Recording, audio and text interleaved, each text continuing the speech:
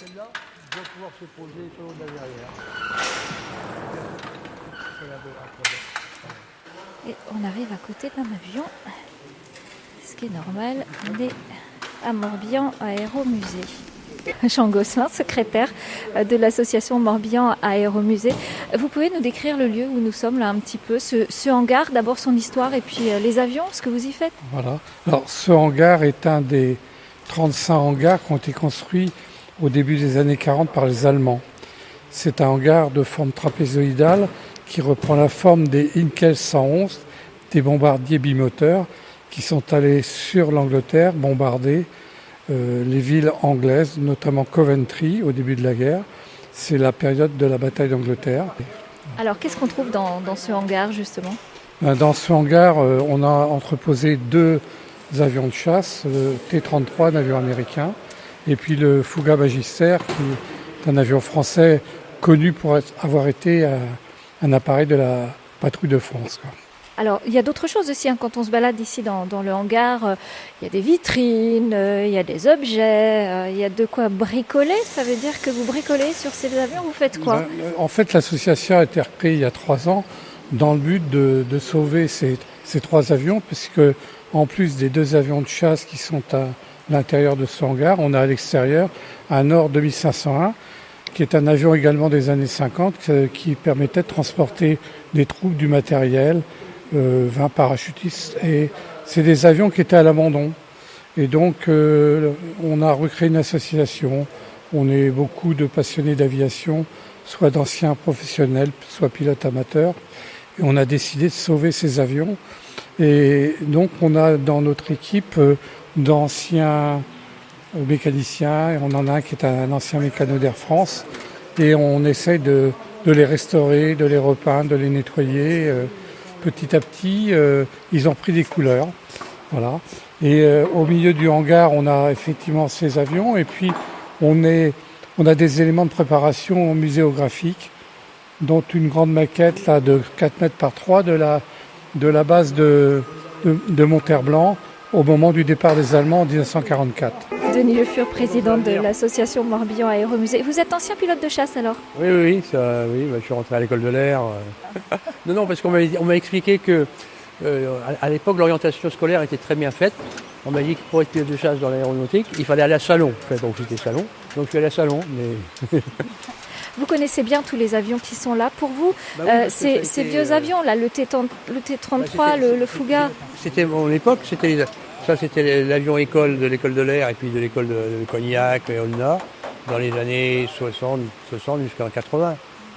Donc c'est un avion fabuleux, le Fouga. Après d'un an, les chasseurs allaient à Tours et sur T-33, donc cet avion-là qui a servi aussi, on y passait 1 an et demi. Après on allait en spécialisation à Cazaux sur un Mystère 4 et puis après on allait en escadre. Et ceux qui avaient moins de chance, c'est-à-dire les transporteurs qui après la première année, on leur disait non, toi t'as pas les yeux bleus, t'as pas ceci, cela, aller à Avord ou sur des Dassault 312 et après passer tout leur début de la carrière en Afrique avec les Nord-Atlas. C'était évident alors pour vous de ne pas laisser ces avions crever là dans leur coin, oui. Tomber en décrépitude. C'est vrai que c'était un crève-cœur de voir ces avions-là qui étaient un peu à l'abandon, qui étaient condamnés à être cisaillés un jour ou l'autre, mis à la ferraille. Et c'est un peu pareil pour cet avion, qui appartient quand même à la ville de Vannes.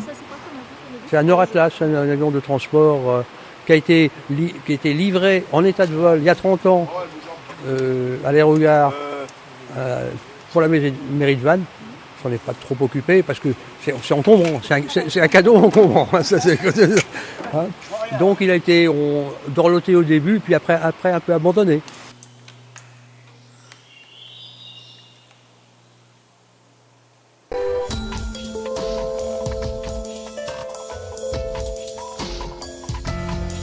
Alors on s'est rapproché des bénévoles qui restaurent ces machines, témoignages de l'histoire. Et concernant l'histoire, vous allez commémorer le centenaire de l'arrivée des soldats américains ici à Vannes. C'était donc en 1917 avec une exposition.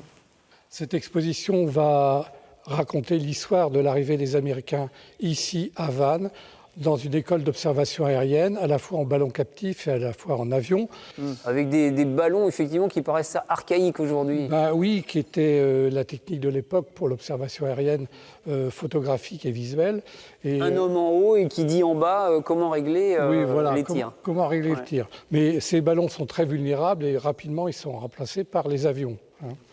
Et d'ailleurs, l'exposition va se poursuivre dans la deuxième partie par l'observation aérienne pendant la Première Guerre mondiale, et nous avons un fonds photographique important d'observateurs aériens pendant cette période. Alors il y a un homme important dans cette histoire, un soldat noir américain. Il s'appelle James Rees-Europe et il a apporté avec lui les premières notes de ce qui allait devenir le jazz. James Rees-Europe a 37 ans. Il dirige ici un orchestre sur le pont d'un navire militaire. Il est noir. Musicien, compositeur, chef d'orchestre, James Rees-Europe est déjà avant-guerre très populaire, surnommé aux États-Unis The King of Jazz. Il s'est engagé et parvient à convaincre une quarantaine de musiciens noirs de le suivre. Ce sera l'orchestre du 369e régiment, composé uniquement de soldats noirs. Le 27 décembre 1917, il débarque à Brest et avec lui c'est le swing, le ragtime et le foxtrot que les Français découvrent. C'est un choc. Destin étonnant que celui de Jim Europe. On conclut avec les informations pratiques pour l'exposition. Alors l'exposition sera ouverte du 16 septembre au 1er octobre, incluant les journées du patrimoine, et nous serons en continu ouverts entre ces deux dates. Avec aussi du jazz, paraît-il. Ça va se passer ici, dans un hangar, juste à côté de celui-ci, sur l'aéroport de Monterblanc. Merci de nous avoir suivis dans nos aventures aériennes. Je vous propose de retourner avec nous sous le hangar 4, là-bas, à Meucon, retrouver tous les membres actifs de cette association. C'est la carte blanche de cette semaine sur RCF Sud-Bretagne.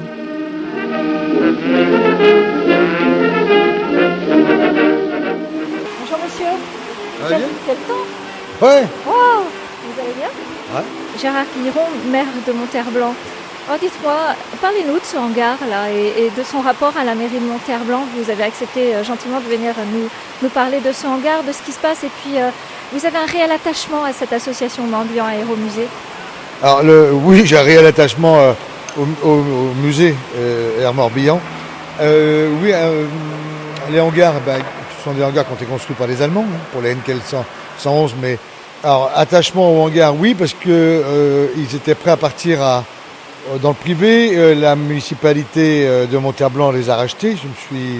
J'ai préempté l'achat de façon à garder ces trois hangars dans le bien communal. Et puis développer le musée, puisque Jean Gosselin, M. Morel, M. Le Fur sont venus me voir à ce moment-là. Et je suis pour le développement du musée, bien entendu. Alors je suis ravi du travail qui est fait par l'ensemble des personnes. Enfin, énorme travail de récolte d'informations. Comme on disait l'autre jour, on est allé au musée à Angers. Comme me disait M. Ravel à Angers, nous on n'a pas d'histoire, on a du matériel. Vous n'avez pas de matériel, mais vous avez beaucoup d'histoire. Et effectivement, l'histoire, 14-18, 39-45, mais aussi la préparation de la guerre d'Indochine avec Bijard, Massu et compagnie. Donc une grosse histoire sur ce terrain, un peu abandonné, il est vrai, pour ce qui concerne les hangars, mais on va remettre ça au goût du jour. Gros travail fait. Et donc l'opération du centenaire, qui a été mise en place par les amis du musée, puisque avec le soutien de la municipalité, soit, mais c'est quand même eux qui ont fait le travail. Mais c'est le moment ou jamais de porter un éclairage massif sur ce qu'ils veulent faire de ce lieu. Alors Jean Gosselin, je rappelle, vous êtes secrétaire de l'association Morbihan Aéromusée. On vient de soulever une petite bâche là sur un objet très, très intriguant. C'est quoi, dites-moi? Alors c'est les premiers objets qu'on va présenter dans l'exposition. Celui-là, c'est un moteur de 1913 qui équipait... il y avait deux types de moteurs rotatifs qui équipaient les avions de la Première Guerre mondiale. On aura les deux modèles, le Kléger et le Rhône. Et ça, c'est le premier qui est arrivé du musée d'Angers. C'est Kléger qui équipait une grande partie des avions. Alors parlons-en de cette exposition, donc elle démarre le 16 septembre prochain. C'est quoi l'objectif de cette exposition? Vous pouvez nous la raconter un petit peu, parce qu'il y aura plusieurs facettes présentées. Oui, en fait, l'association, outre les avions qu'on restaure, notre objet c'est de rassembler tous les documents, toute l'histoire de l'aérodrome de Vannes et de ses environs. L'histoire de l'aéronautique dans le Morbihan, ça commence en 1909, alors pas à Vannes mais à Penentoul, à l'Armor-Baden. Il y a un monsieur qui s'appelait Gross qui a essayé de répondre à un concours de vol. Là. Et lui, avec son appareil à Penentoul, il a dû faire 250 mètres. Quoi. Puis après, il y a eu un coup de vent et il s'est reposé rapidement au sol. Quoi. Après, l'aéronautique à Vannes démarre vraiment le 18 avril 1912, où il y a un grand meeting qui a lieu dans le but de récolter des finances pour acheter des avions militaires. Et donc, il y a des pilotes connus de l'époque, Moineau notamment, et d'autres, qui viennent à Vannes. Et ensuite, l'histoire reprend au moment de la guerre 14-18. Et notre exposition, c'est justement cette période-là qu'on va évoquer, parce que sur le territoire à la fois de Monterblanc, de Locqueltas, de Meucon, il y avait des militaires qui étaient chargés d'apprendre l'artillerie. Hein, et rapidement, on s'est aperçu que pour le réglage des tirs, il fallait des observateurs aériens qui étaient à la fois en ballon captif et plus tard en avion. Et quand les Américains sont entrés en guerre en 1917, ils ne connaissaient absolument rien, disons, de l'art de la guerre, quoi. Ce sont les Français qui vont leur apprendre. Et il y a 4 écoles en France d'observateurs aériens qui vont être créées, dont 2 en Morbihan, à Couët-Quidan et à Vannes.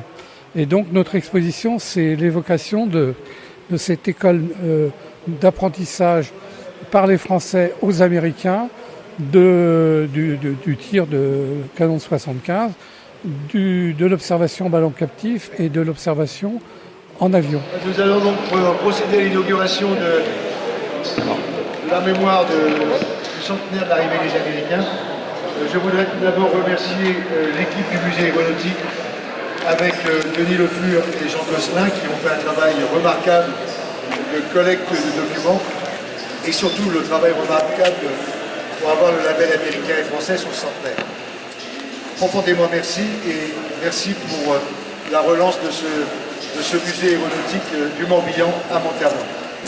Marco est intervenu dans les écoles vendredi à l'école de Locqueltas, à l'école il ira lundi à Tex, jeudi après-midi à Tex, et hier toute la journée avec les enfants des écoles à Monterblanc. Marco, c'est un spécialiste de la bande dessinée sur la Première Guerre mondiale. Alors l'idée du musée, pour revenir, la mairie de Monterblanc a racheté les 3 hangars de façon à les sauver. On essaye de les faire classer dans le patrimoine contemporain. On se tourne vers les élus qui ont un portefeuille, parce que le portefeuille de la commune de Monterblanc n'est pas bien épais. Mais au niveau régional, la DRAC est venue.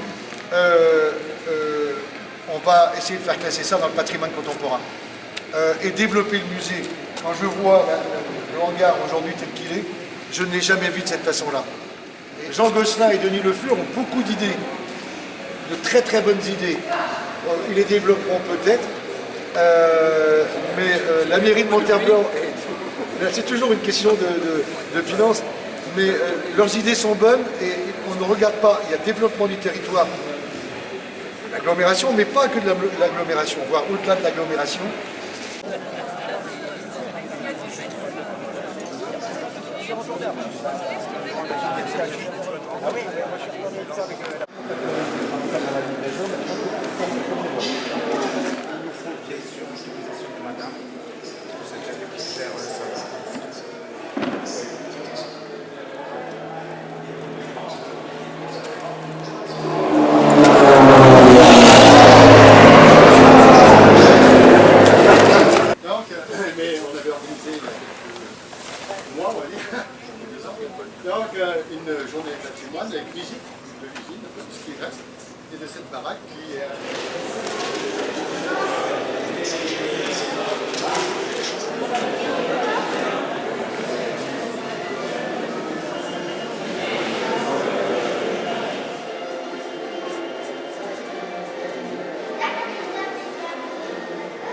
galop qui avait été bouffé par là, c'est bon.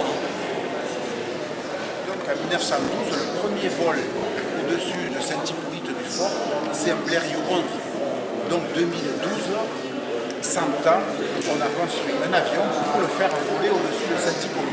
On n'a pas pu.